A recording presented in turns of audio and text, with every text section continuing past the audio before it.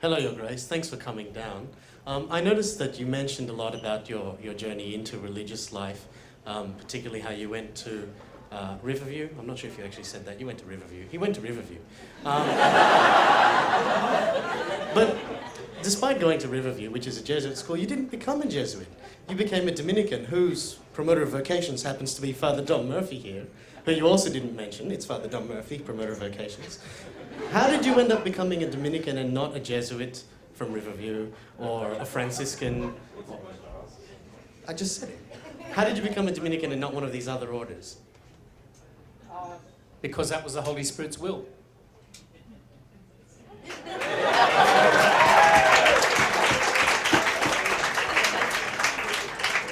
You want more detail? Look, I was at uni when I was making up my mind about this, and then, as I said, I went backpacking to finally make the decision. I went to a meeting of university students from Catholic university student groups from all around Australia. A girlfriend of mine persuaded me to go because no one was going from Sydney Uni. And so even though I didn't belong to the Catholic students group, in those days we didn't have a chaplain like Father Don at Sydney Uni and his team of lovely Dominican sisters and all the others on his team. It didn't really grab me. I didn't belong to the group, but this girlfriend who was running the UNSW group persuaded me to come so there'd be someone from Sydney Uni. And when I went there to the meeting in Adelaide, I met a young fellow who was going to join the Dominicans. He decided this when he was 6. And his baptism really took early. Mine took a bit longer to work its way out. And pamphlets started arriving mysteriously in the post for me after that encounter with catchy titles like "So You'd Like to Be a Dominican." And "Why You Are Right for the Dominicans." And they were right. I was. Now, as I say, God takes you in strange paths. So here I am, Bishop of a diocese. I don't live in a Dominican community anymore, even if I live sometimes in a Dominican habit. In fact, I've joined the Sisters of Mercy. I now live in a Mercy convent.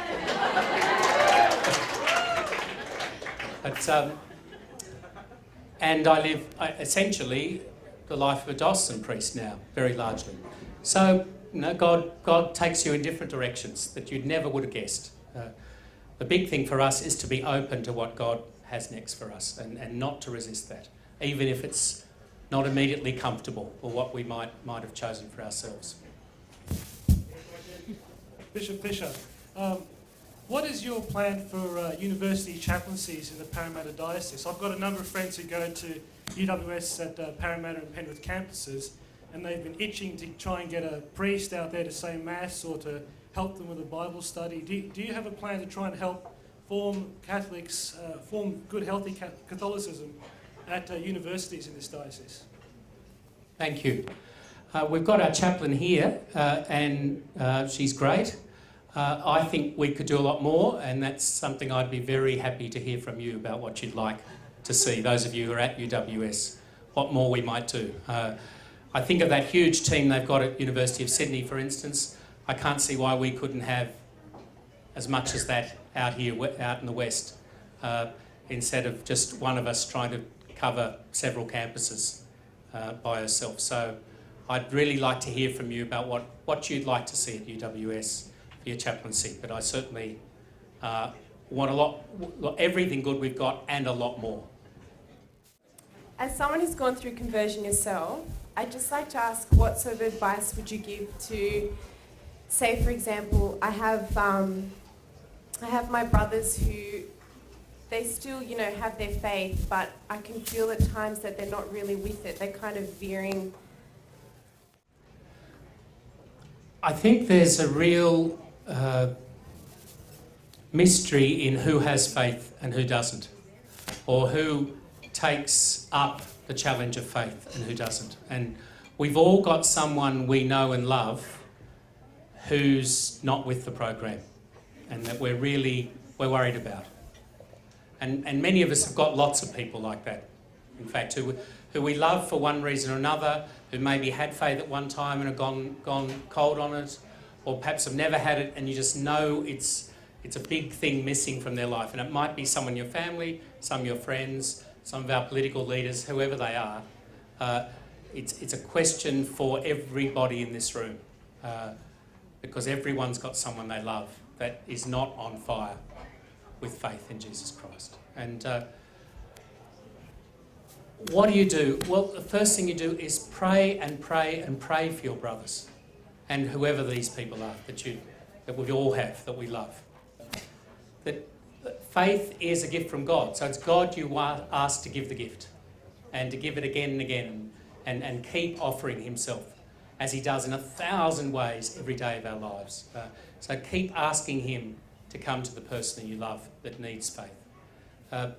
And of course you've got to be a good example of it. I said what the people of our world need at the moment, the people of Western Sydney need, is not plaster cast saints. They're great too. I love statues of saints and devotions before the statues of saints. But they need real life, flesh and blood saints, living saints. They need to see it.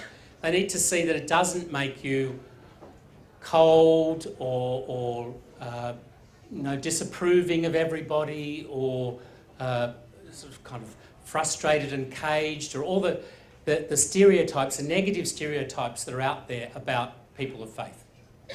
They need to see, as Theology on Tap demonstrates so wonderfully, that faith is about ordinary people who love life, who are having the best of life, who want life to the full, and they know they'll find life to the full in Jesus Christ and his church. And so show that just by being fun, by being loving, by being the best you can be.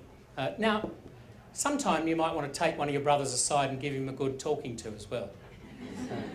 But pray for a bit of prudence before you do that, because you can make the situation worse sometimes by hardening someone's heart, by having the wrong word at the wrong time. So pray for a bit of prudence, a bit of wisdom to know when and what to say to that person that you want to share the faith with.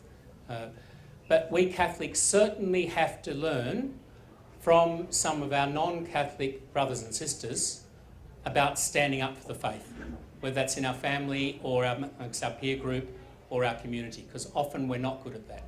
I certainly wasn't much good at it when I was at uni.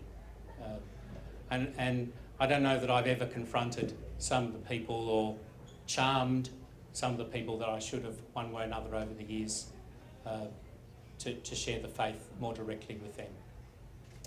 But they want to see real flesh and blood saints, and that means if this room, if all of you were all you could be and should be in Jesus Christ, there'd be thousands knocking at the door of RCIAs at this moment saying, let us in. We want to come into the church too.